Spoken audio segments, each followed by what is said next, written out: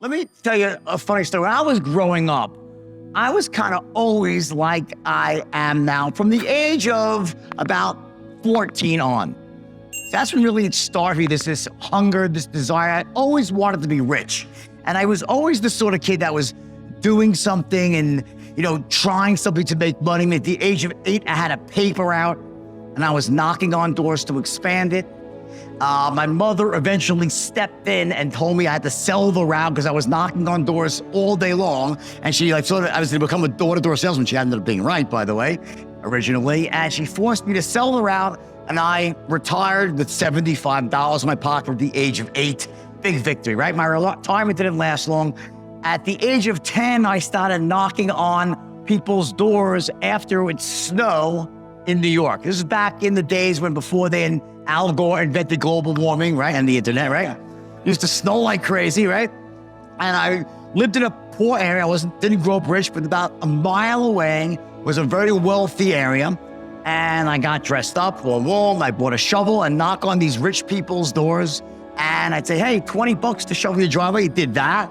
Made a lot of money for a few years. Then global warming hit, right? Al Gore. And then my next business, this is when I really started to do some interesting stuff. At the age of 13, I became a magician. I was watching TV and David Copperfield made the Statue of Liberty disappear. I got a bug up my ass. I wanted to be a magician. So I actually put an ad in the local penny saver, children's parties, $25, the amazing Belfort. I didn't even know how to do magic tricks yet.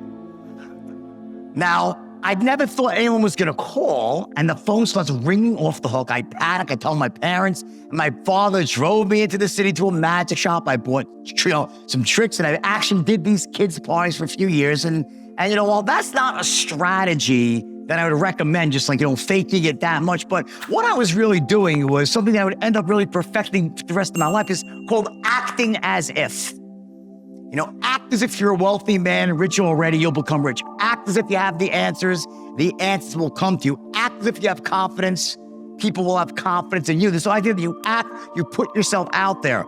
The biggest mistake I see people make in business and in life, in insurance, in the financial services sector, the stocks, is that you think that you have to somehow reach this milestone of becoming an expert without actually sounding like an expert before you do. The only way to become an expert is to put yourself out there as an expert, to sound sharp, to sound on the ball, to portray yourself that way. Now, the difference is obviously you have to have the basic skills, the proficiency. You don't want to, I did that, hey, let me just do, I did not even do any tricks, right? But the idea is that you can't wait until some magic moment in life till you've perfected something, because you can't perfect something without doing it. The way you become an expert is by actually doing something, making some mistakes, doing it again and again. So what I always say to people, it's not about so much faking it till you make it. It's about acting as if and then closing that gap really quickly with intensive training. So you're actually learning as you're doing, right? And I did that. I had these events for about 2 years, these kids' parties. And I had my first big hit then when I was 16. And when I was 16 years old, I went down to the local beach where during the summer, on a hot summer sunny day in New York City, it's a beach called Jones Beach. Anyone know this beach, Jones Beach, right? On a hot summer day, there's 1 million people. It's like a massive beach, right? And I noticed there's a really long walk to the concession stand. Everyone's bitching and moaning. I'm like, I wonder what will happen if I just went out and bought a cooler and put some ice cream in there and went down to the shore and sold it the next day for $1 a pop. Next morning, I wake up and I find this distributor, Good Humor Ice Cream and ices, right? I loaded up my cooler, a white styrofoam cooler, fully loaded. The cooler cost me $22, including the cooler, right? I went out and sold the cooler out in 1 hour and made $140. It's $120 about an hour. And the year was 1978. I made $100 about $120 in an hour, and it literally changed my life. Now, what did I do the next day? Well, next day I go back with 4 coolers, right? And I sold all those coolers out. And that first year on the job, I made $26,000 in 8 weeks. And that's 1978, guys. It's probably $100,000 right now. Next summer, I had 3 kids walking behind me with puka shell necklaces, selling those. I got those for 50 cents a pop, sold them for $4. I made $60,000 my second summer on the beach. The third summer, my mother buttering bagels. It was a family business I got going there, right? And I used this to actually put myself through school. The reason I'm telling you this story is not to impress you, because there's a major lesson in there that I want to back into later. But that was the time when people started looking at him saying, this guy's going to actually amount to something. He's going to be special. He's going to make a lot of money. He's always going to be wealthy. I had that reputation. My friend's father, best friend growing up, he used to say, if you'd flush Jordan down the toilet bowl, he'd come up holding a plumber's license. That was his favorite saying, right?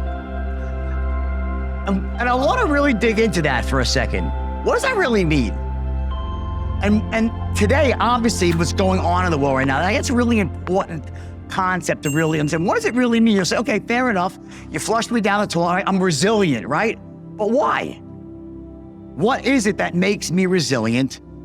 Okay, I took action and I lost my money. I worked really hard and didn't get any sales. I'm behind on my bills now.